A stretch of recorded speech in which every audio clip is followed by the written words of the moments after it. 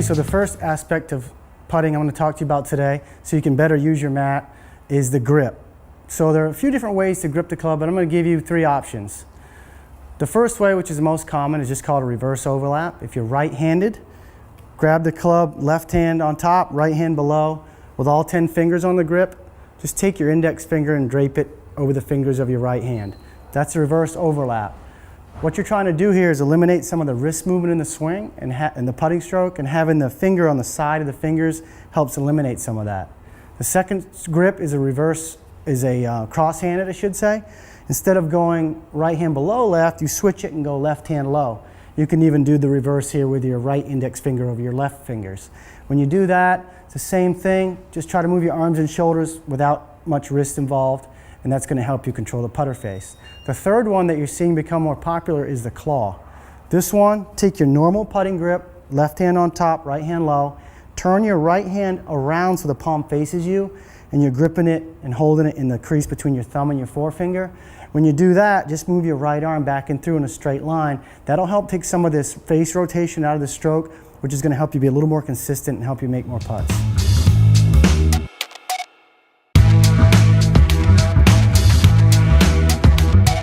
Now that we covered the grip, the next thing we're going to cover is the stance and the stroke. So keeping it very simple, go ahead and take the putter grip that you like the best out of the three that I showed you.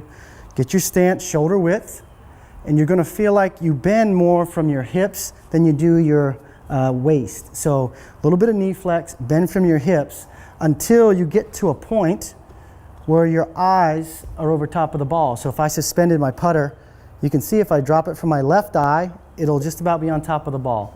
Now that's important too, because if it's under your left eye, it's going to be slightly forward in your stance, and that's going to help you when we talk about the stroke. You're going to hit up on it slightly.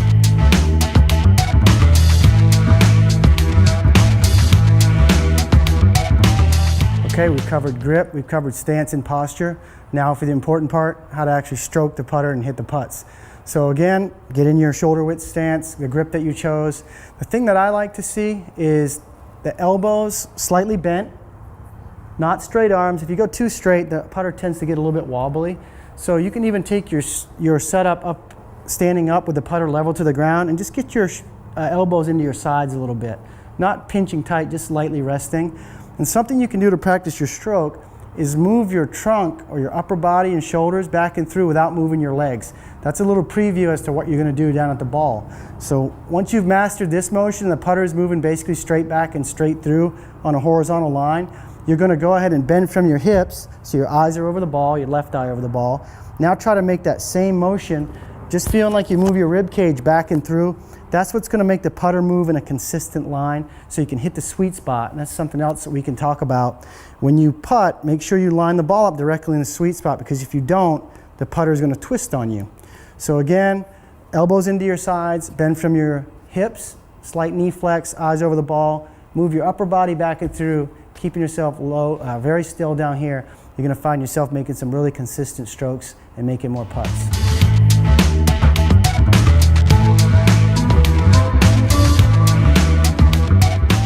Now I'm going to talk to you about a very important element that nobody discusses too much, but it's very important. It's distance control. So the pace that you hit your putts determines really how many putts you're going to make, because if it's too short, obviously it won't go in. If it's too hard, it's going to hit too hard or too fast into the hole and come out of the hole, and we don't want that. So there's a proper make speed, maybe anywhere from 6 inches to 12 inches past the hole. Gives it a chance to get up to the hole, but not go too far where you can't make the next one. So how do we get distance control? Well, let's first talk about how not to do it. What I see a lot of golfers doing is they make the same length stroke for every putt, and they just change how hard they're hitting it. I don't want you to do that. The best putters in the world change the distance of the putt by changing the length of the stroke. So if you can imagine, this is a pendulum, and I'm letting it swing back and through. If I want a longer putt, I'm going to let it swing longer, because it'll provide more energy to the ball. If I want a shorter putt, it's going to swing shorter. So as you're putting, you can practice making the correct length stroke for the putt you're about to hit. So if I was going to putt a short putt, let's say 3 feet, I may take the putter, let's say 3 inches back and through. That's just a rule of thumb. It's not for every green, but it's a nice way for you to get your mind around how long the stroke needs to be. Let's say I'm going to putt a 10-foot putt. I may take the putter back 10 inches and then 10 inches through. That provides more energy. Now, one last caveat to the length of the stroke. You have to have good rhythm. What I mean by that, you want the putter to swing at a tick-tock rhythm. So if in your head you can count tick-tock, tick-tock, always the same rhythm, no matter how long the stroke is, you always want it to fall under that tick-tock rhythm. You'll develop a consistent distance control, always applying the right amount of energy to the ball. You're going to make more putts because they're going to end up closer to the hole, and you're going to three-putt a lot less, which I think if you can eliminate 3 putts, make a few more of those 10 to 15 footers, your scores are going to go way down.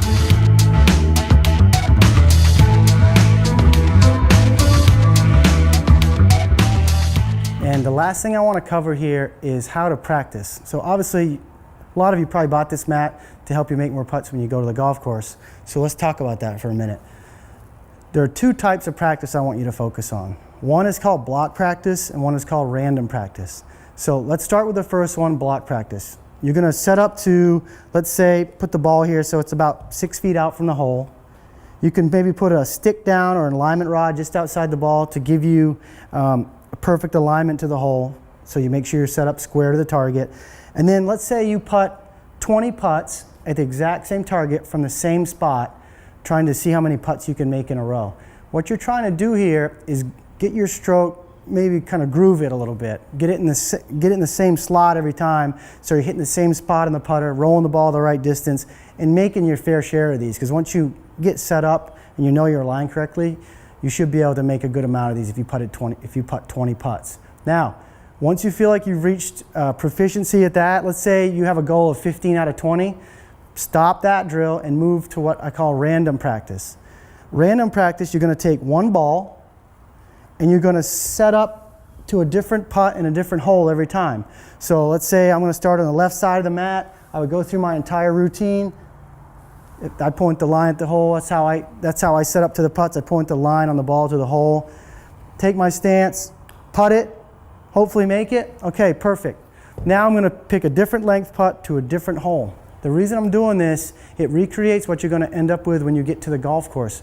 We know on the golf course you don't hit the same putt over and over again. So at some point we need to switch to this type of practice so the putting you do on your mat transfers to the golf course.